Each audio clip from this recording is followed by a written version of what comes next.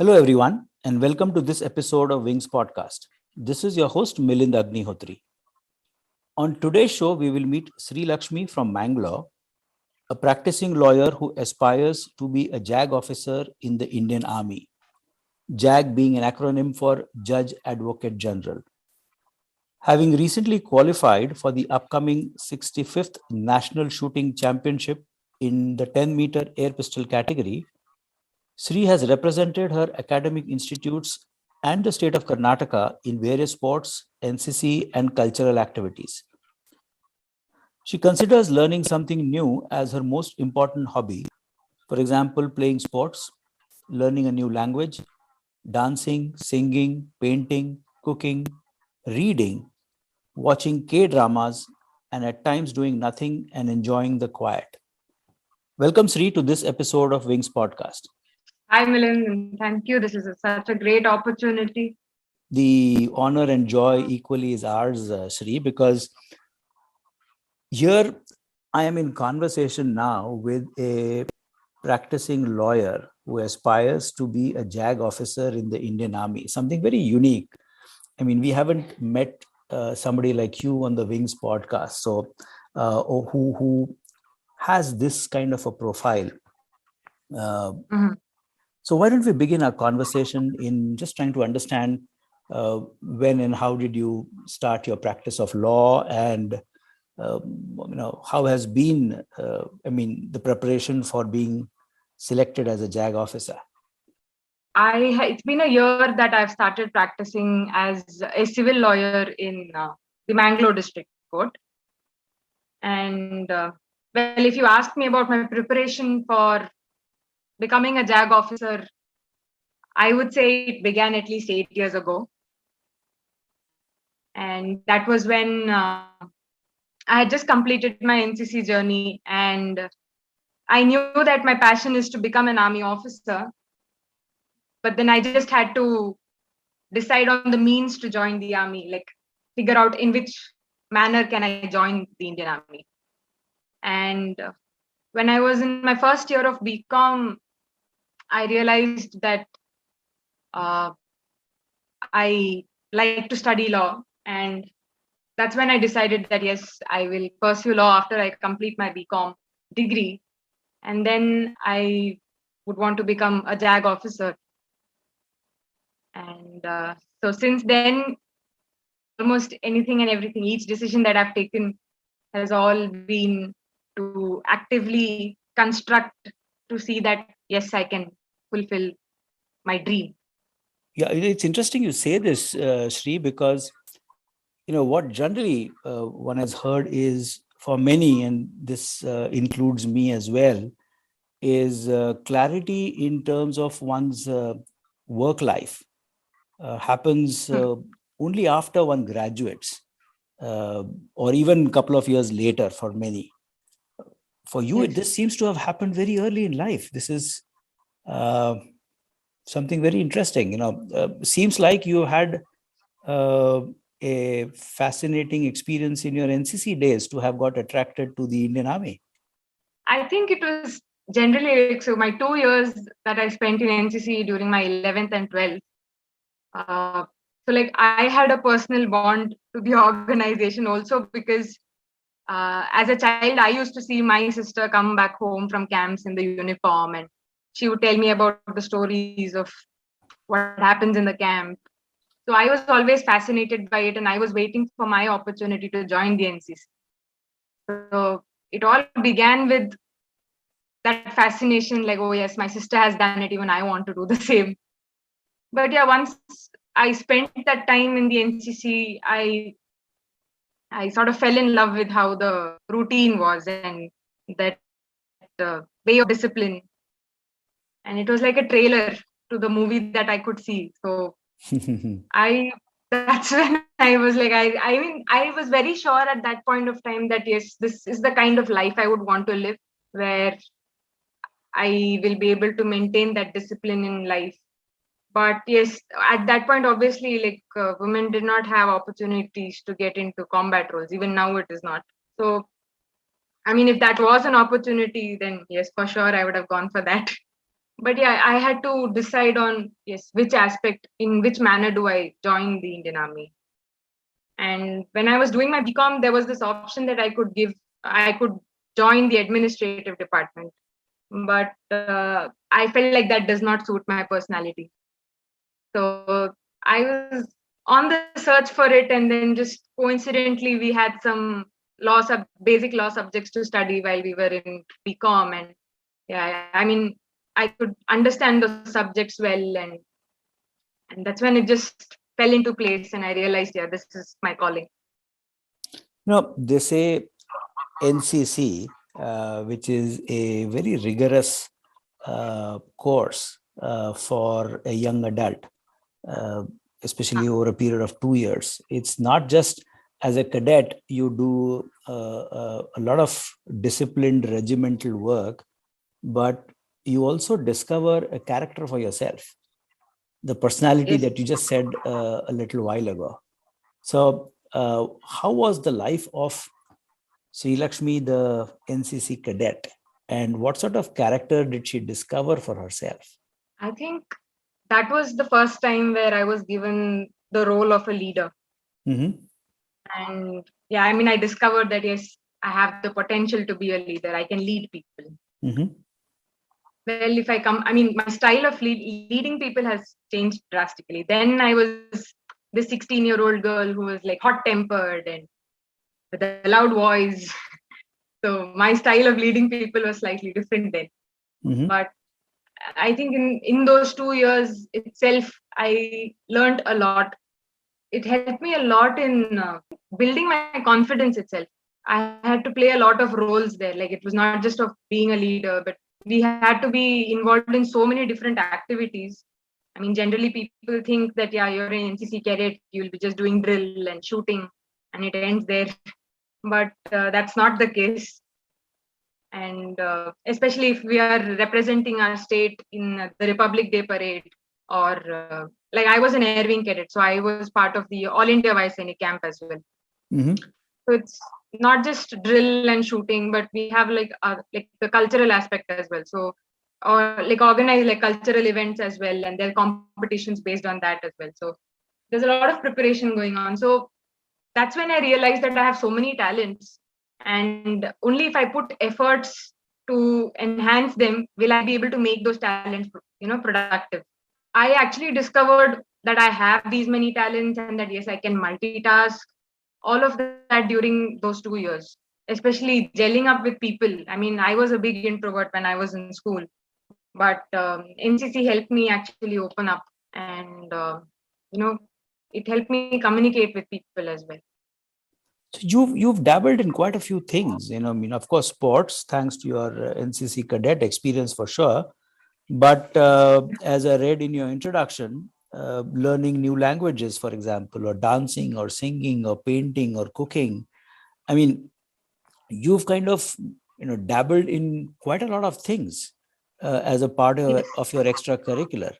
Any specific reason for trying to dabble in multiple things, or was it just an experiment to figure out what sits with you? I think it was mainly my curiosity, and also to experience what people around me have experienced in similar events. Mm-hmm. For instance, my father, when he was like during his college days, he was an active part of his theater club in college. Also, he's the first person, I mean, he's the one who started a theater club and a sports club in his village as well. He used to tell me these stories of how he used to gather around people, and then all these funny improvisations that used to take place on stage. And he was also a Yakshagana performer. Yakshagana is this folk folk dance form of Karnataka. I have like my dad's cousins also telling me, like making fun of my dad, saying like, he used to dance those steps in the hostel corridor, always practicing to Mm-hmm. perform. Mm-hmm. So I mean, all those stories used to intrigue me. So I always wanted to experience those things. Also, my mother had put a lot of effort in ensuring that I get to experience a lot of things. Like, I think when I was in kindergarten itself, my mom had made me join these Bharatnatyam classes. And I was undergoing training until I was in 8th standard. Generally, what my parents have been like, I don't know how to say this. I think I've been trying to emulate a few things from what my parents have experienced or what even my sister has experienced. Like I told you, right? Because I used to see her come back from her NCC camps, even my cousin sister. So for me, it used to be I love stories. So whenever these people tell these stories, even I'm like, I can actually place myself in that particular scene. I wanted to experience that. So mainly why I would have tried all of these different activities and extracurriculars was mainly because of that. Yeah, I'm a fast learner as well, so it helped. So, growing up, as you said that you watched uh, as a kid your father perform in the Yakshagana role. You saw your sister coming back from an NCC camp telling you stories of adventure, and you also Yes. experienced, your mother walking you to the Bharatnatyam, dance training. So, as a young kid, when you were exposed to such rich experiences, what sort of stories was young Sree telling herself? I really don't recall. I mean, I just remember those days I used to be constantly like busy. Like, after school, I have to immediately go to my sports coaching. And then after that, immediately I would go to my dance class. There were no stories that I would tell to myself. I'm much of a storyteller right now, actually. Okay. Yeah, because I'm like, oh, my friends, like the group of friends when we sit together, like I'm this person who would go into such detail that I really want my audience to visualize exactly what I saw or what I heard. Why don't we hear a little story from you right now? That when you are standing there with the pistol in hand, trying to aim and shoot at your target, uh, Hmm. what happens there? If I have to tell you the truth, actually, there's nothing that goes on in your mind. For Mhm. me, at least, when I'm Okay. shooting. Okay. Yes, it's like absolutely nothing. And that's the beauty of it. That's what I see is beautiful about shooting. Because the moment I'm in the lane, my mind is like complete blank. Like I'm just completely focused on taking that particular shot. So it's just that I'm in that particular swing. So there's no other thought coming into my mind. So me being this overthinker, shooting is like a place of bliss. How did the sport happen to you? Well, the first time I actually fired a gun was during my NCC training. Mm-hmm. At that point of time, that was like the first time we are holding a rifle. So I remember our officers asking our seniors to help us hold the weapon and take shots. Coincidentally, my first shot was a bullseye. So Wow. yeah, I mean, I remember the officers, motivating me to get into the shooting division.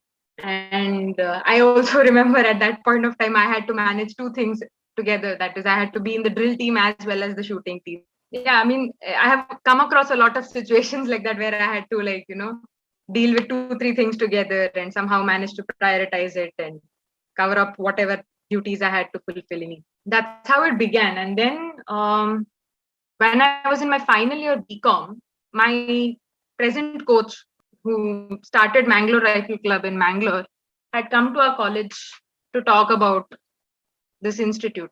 I just saw Mangalore Rifle Club and I'm like, oh, I have to go to this place. And that's how I landed up in the club. And I never thought that I would pursue it like in such a hardcore manner because it was just this liking for guns. So I just knew how to, basic shooting I knew. So I would just go there and shoot. And then the first competition was conducted. And then I won 2 gold medals in that. Wow. And I think within a month we had gone to Patodi for an open shooting championship, like a club competition. I landed up winning 3 gold medals there. Wow. And yeah, that's how slowly, like even I noticed that yes, I have good potential to become a good shooter. So since then, we have been working towards that. But then I had to move to Pune to pursue law. So there was a break for 3 years. After COVID, like once I came back to Mangalore, I immediately joined the club. So since Which, then, it's been a year that I've started pistol shooting, and I have won a bronze medal in a club competition. I've completed the state level and then pre-nationals, and yeah, finally qualified for nationals. so which year was it when you held the gun for the first time? That was when I was in 11th. So it's been many years 16? back. And since then, you have participated in various championships and won several medals in this sport. And I believe qualifying for the nationals is an intense affair, right? I mean, it takes a lot of work. And It was intense for me. yeah, So I mean, and then you said that you just qualified for the 65th National Shooting Championship, which is happening very sometime soon. How has the prep been for you for getting qualified for the nationals? What are the pitfalls that you have experienced, and what are the highs that you have experienced, which has got you here? I had missed a few opportunities actually, because like the timing for when I had to go for my interviews, for my JAG interviews, coincided with the time for the competition as well last year.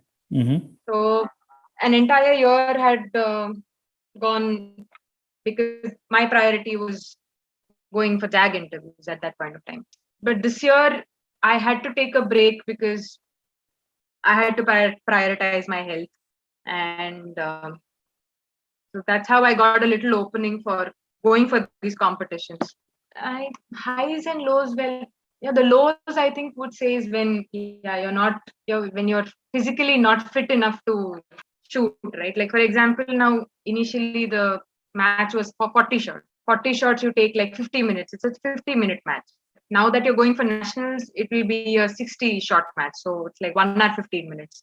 Like your stamina should be good enough to stand for that long, and not necessarily you stand in like one stance like the whole 1 hour 15 minutes. But I had this injury which it's like an obstacle actually once in a while, because there are times when it is difficult to stand for a pretty long time. That's when I realized that I've not given much of importance to my health, and that now it's high time, because it's really crucial at this point of time to ensure that I get back on track. So how is the coaching routine for a national championship like this? What sort of exercises you end up doing with your coach? Yeah, usually we meet up in the morning in a stadium close by, and we have like early morning we have this warm up session and exercise, running. But the main thing that happens is actually within the range, because it's not just about physical fitness, but your mindset. Mm-hmm. Because if your mind is not stable, it completely shows in your shot. Like if you seem to be more preoccupied, or there are times when like I'm trying to take a shot and instead of a bullseye it lands up on a very bad number and you get frustrated. Again, now that if I carry that frustration, I'm actually compromising my remaining shots as well. A lot of coaching actually is on that basis, to have the proper mindset to shoot. So how does Sree calm her mind down if she has had a bad I shot? just speak to myself. Sorry? I just speak to myself. I'm like, okay, Sree, just calm down. Are you feeling angry? Okay. Just feel the anger and just let it pass.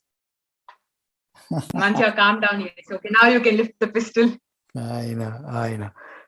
Sree, the various passions that you have chosen and pursued for yourself, be it being an NCC cadet or sports, for that matter, taking up shooting as a sports activity, or pursuing an education in law, and now practicing at the Mangalore District Court, whilst preparing for being a JAG officer in the Indian Army.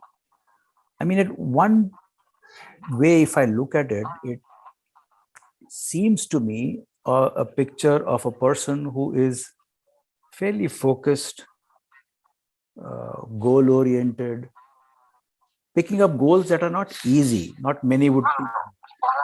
So somebody who prefers adventure or challenges is the picture that is showing up for me as Sree. Yeah.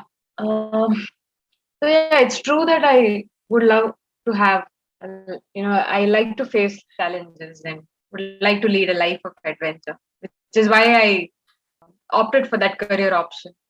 But yeah, so I mean, a lot of people around me had the opposite view of what you just stated.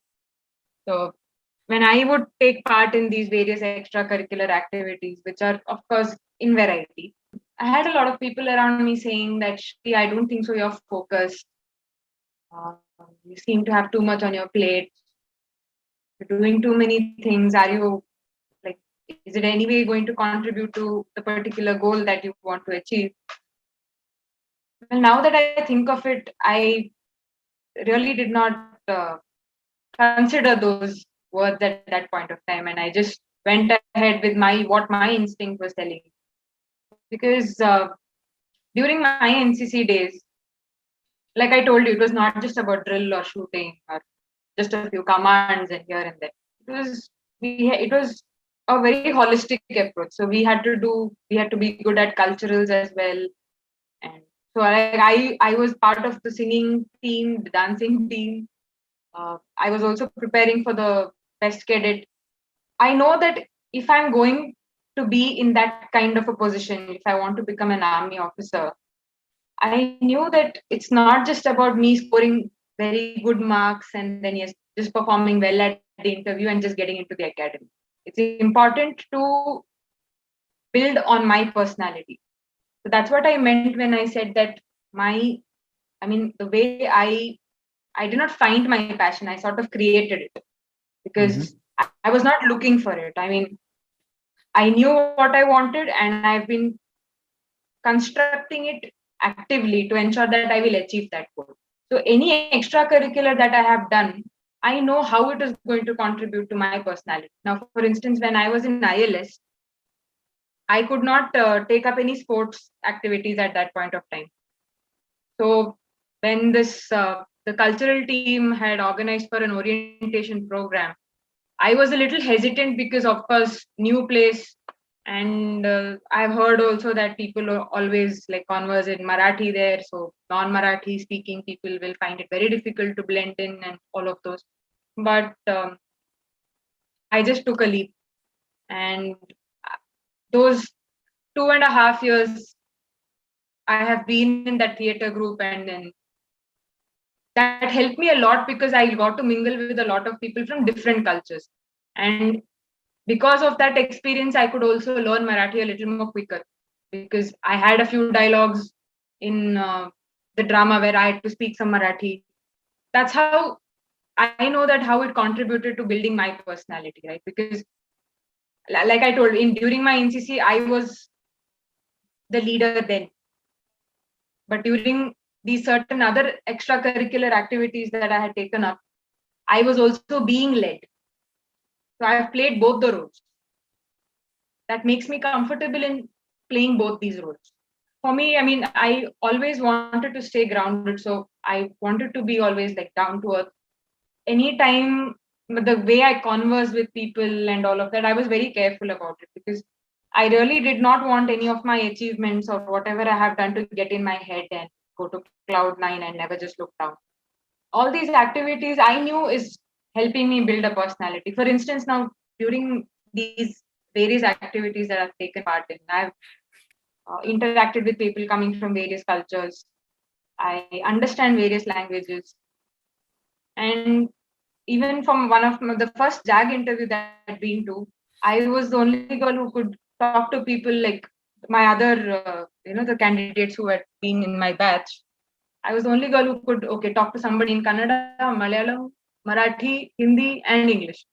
Like, it gave me an opportunity to mingle with people, and it was not something that I had to uh, like act it out, right? It was just it's a part of me. People like me because of the way I am being myself.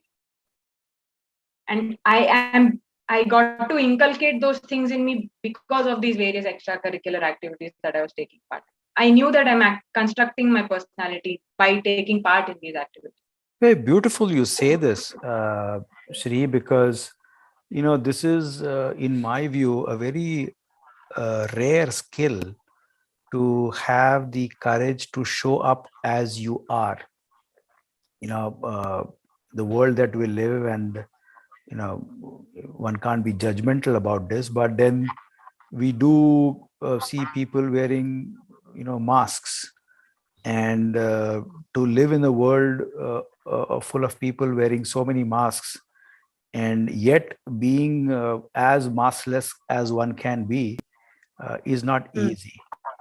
And it calls for a Definitely lot of, not. it calls for a lot of courage, right? I mean, one has to be open to be vulnerable, to be seen as not having answers for many things, though people would want to believe that or you are supposed to, like, for example, as a leader, one image of leader is what one has read in books or seen in movies, as somebody who is the hero. And I'm not talking of hero from a gender lens. It could be a he hero or a she hero, uh, Hmm. who is always in control, who wins at the end, the all powerful kind of stuff.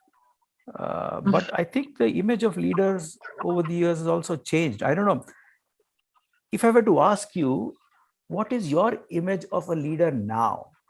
Who do you see as what sort of traits do you see in a person who you would like to call a leader?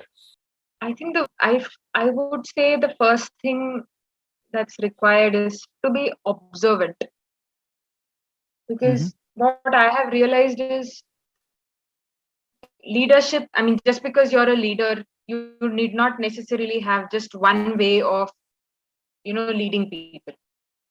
If you are leading a group of people, you need to understand how different people function. Because I mean, this is one thing that I learned during theater, that I mean, there was this exercise that I had to do where I had to work on my voice modulation. If I'm talking to one person in a particular tone, that what it's possible, yes, that this person can take in the particular information I'm taking. But if I speak in the same manner to the other person, it may not be conveyed to that person in the same manner like how it was for the first person. Like, for example, when giving a speech in a public space, there are times when, yes, the speaker speaks a little slow and with a lot of like a deep eye contact. And then suddenly there are times when he raises his voice and gives a cheer and everything. There's a reason to all of that, right? Mm-hmm. It's the same way I feel that for a leader, it is important to observe the team that he's leading and understand how to lead each person. It may not be the same. So that's, I think that for a leader, the main thing that needs to be is that he needs to be observant. He needs to know how to lead each member in that particular team. It's not an easy job. So, where does empathy or sensitivity play a role for a leader, for somebody to be a good leader, in your view? I would say that is again in top 5. It is really necessary. I mean, how you react to the particular situation, these things that you mentioned, right? Empathy, sensitivity, these aspects help you in reacting to those particular situations that arise. It's important to understand what's in the other person's mind when you lead, because you need to have that convincing power. I mean, just because you are a leader and you're in that position, people won't follow you. You need to be able to prove to them that yes, you have the capacity and the capability to be a leader, and that yes, it is worth to be led by this particular person. Absolutely, absolutely. So well said, Sree. So let's do a quick exercise here, if you don't mind. Uh, Yeah. let's go back to the 15, 16-year-old Sreelakshmi. Hmm. And if you can quickly describe her in a couple of words. fiery, hot-tempered, and a complete yes person. Like never hesitate in taking up any of the opportunities that comes her way. And when you look at the Sreelakshmi of today, what sort of words come to your mind? Matured, Mm-hmm. much more calmer, Mm-hmm. and yes, the aspect of taking opportunities, I think that still remains constant. And what would you like to say to the Sreelakshmi of today, who is mature, who's calm, and yet very open and alive to look for opportunities for growth? What will you say to her today? Is this the 16-year-old telling to the present self? No, the present self telling to the present self. Telling to the present self. Okay. You're doing exactly what you wanted to do and what you know will make you happy. And the path towards that goal can be very and demotivating, even scary. Remain loyal to it. Continue building that stamina to hold on to it and keep going. Don't let go of that opportunity. Absolutely. Keep going, keep walking, as they say, Yes. and stay focused and committed and not give up. Beautiful, Sree. I mean, this has been a very high note on which I think we are kind of, trying to bring this conversation to.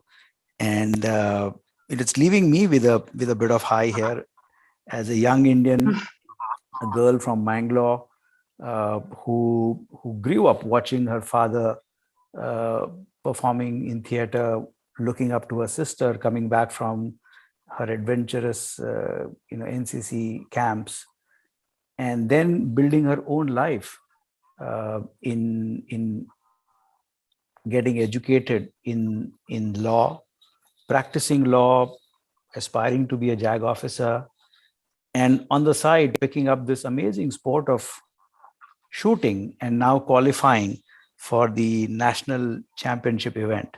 Now, this has been one hell of a ride, Sree. And I think salute to you, salute to your courage, salute to your commitment. This has been a great conversation for me. How has this experience been for you coming on this Wings podcast? I mean, never in my life would I think that I would get such an opportunity. I mean, when Asha approached me about this opportunity, I was like completely taken aback. Like, okay, like how did this land up here? I was a little hesitant as well, but I'm happy that I took the opportunity.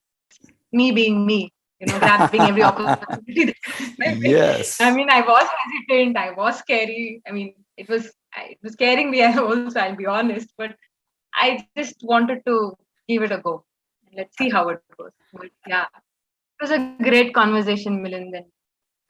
And it was a good reality check also for me actually, and seeing somebody else appreciating my efforts. That's actually a big boost for me as well. Undoubtedly, Sree, just thank you. Just take a bow and pat yourself, because Yes. you are leaving a message of hope, a message of promise, a message of courage and commitment to all our listeners. So thank you very much for coming on the show. Wish you good luck. Take care and stay safe. Bye-bye. Bye. Thank you for your time today, my dear listeners. This is your host, Milind Agnihotri, signing off. Goodbye, take care, and stay safe.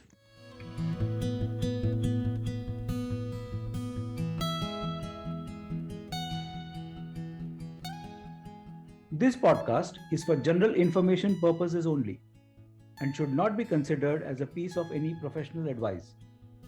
Views and opinions expressed in this podcast are those of its guest.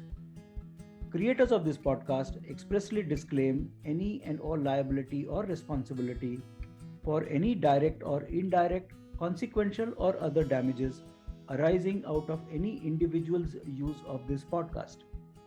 For feedback and suggestions, please write to wingsindia75 at gmail.com. Thank you.